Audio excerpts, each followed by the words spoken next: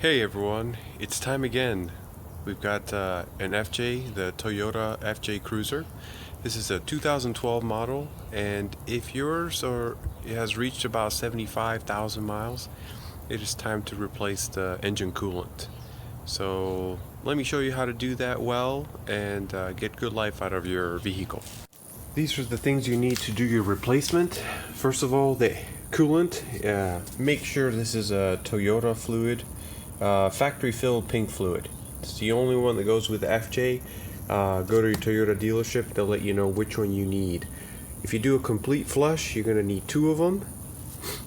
And tool wise, if you want to do a radiator clear, all you're going to need is pliers and a vinyl tubing to guide all the drain fluid. If you're going to do a engine block drain, you're going to need a longer tubing and a 9mm socket with an extension. So let me show you what that looks like. So behind the passenger front tire, we have here right over the brass looking bolt there and the drain below.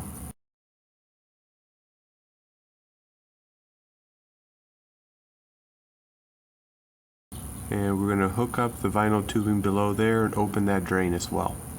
And that socket will go right over it.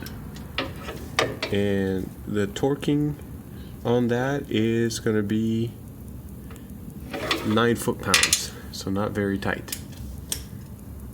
So here on the passenger side, we actually do not have to take off the engine guard here. So there's this plastic cap here which we just pop out like so. Then we bring our vinyl tubing and we connect it to the drain. So let me show you what that looks like up there.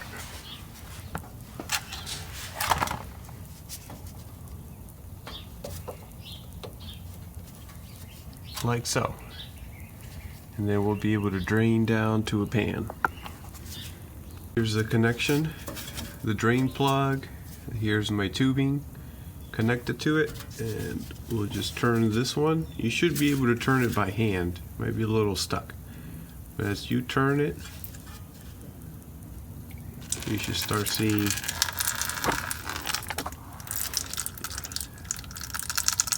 your coolant flowing. That fluid does not look pink anymore. So all you got to do is close the drain plug nice and snug. Pull out your vinyl tubing. Place the plug you just removed. So that's it for the front radiator. Now we're going to go to the engine block. So I have a similar setup as I did in the front. Is at the engine block there's that tubing and it runs down right there. Right there down into the pan. So I'll do is this time I'll need my 9mm socket. Goes right over. It's my socket. It's already loose, so loosen it up, and there's the engine block drain. We'll let that run for a couple minutes, see how much more we can get. So highly recommending that we do this drain plug for the engine block, because the amount of drainage coming through here is incredible. It's almost as much as a radiator. Alright, the draining is complete. It's time to torque the drain.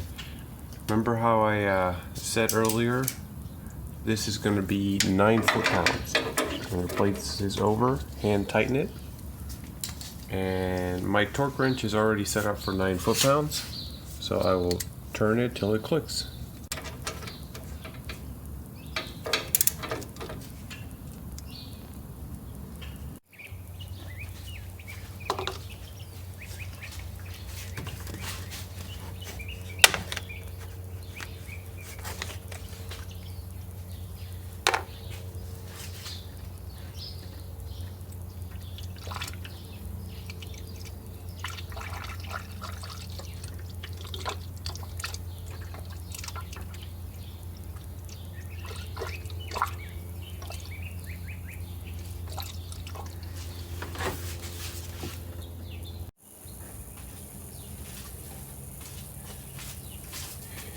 So when you look at the contrasting colors of what the old antifreeze looks like and what the new antifreeze color looks like, it's certainly a good feeling that your car has new fluids reducing future corrosion.